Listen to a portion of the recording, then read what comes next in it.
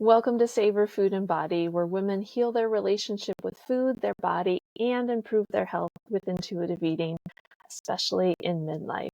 So, a client asked me yesterday, how much does food and exercise affect my cholesterol levels?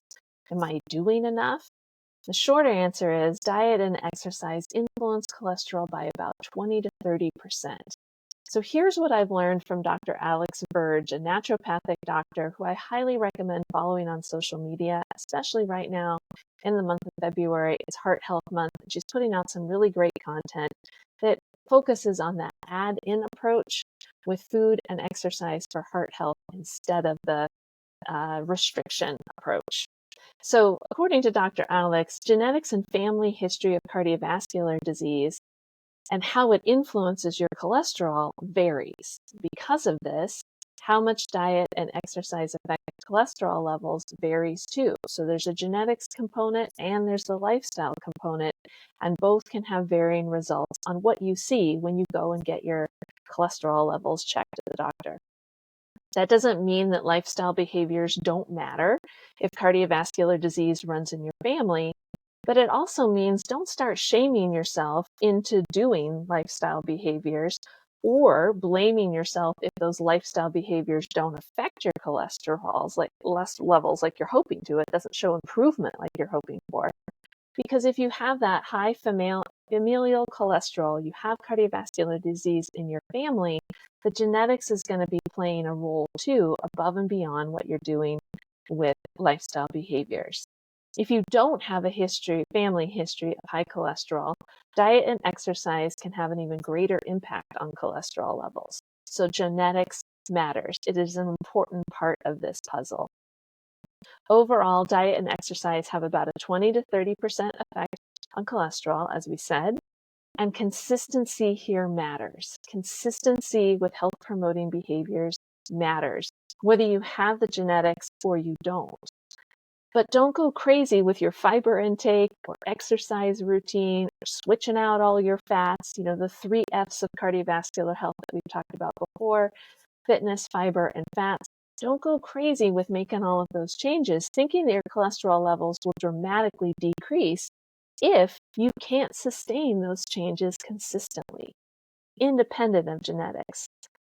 Engaging in exercise you enjoy consistently is really important.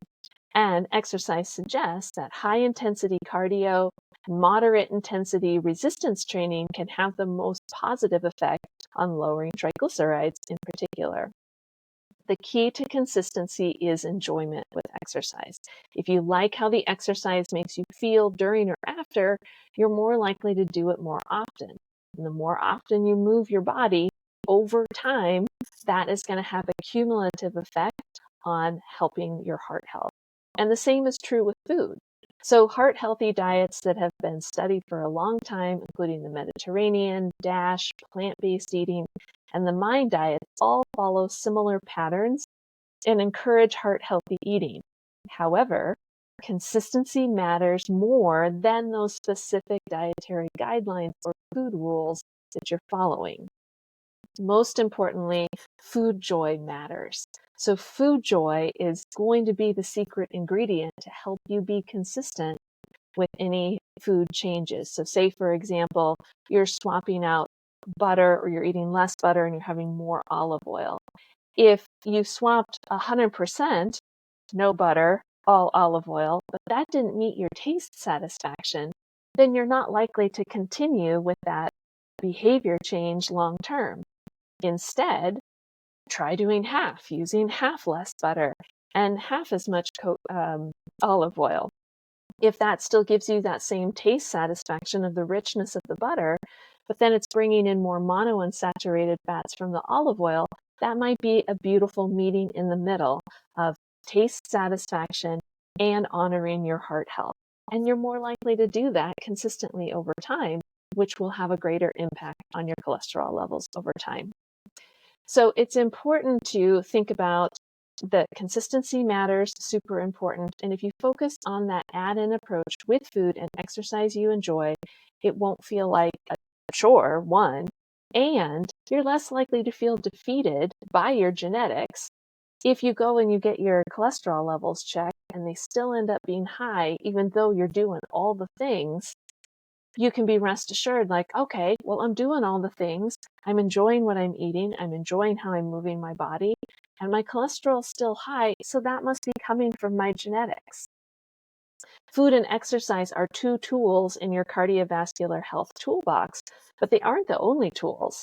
So supplements, medication, stress management techniques like meditation, yoga, journaling, social connections, and time in nature all support your cardiovascular health over time. And this over time piece is really important, especially for women's health.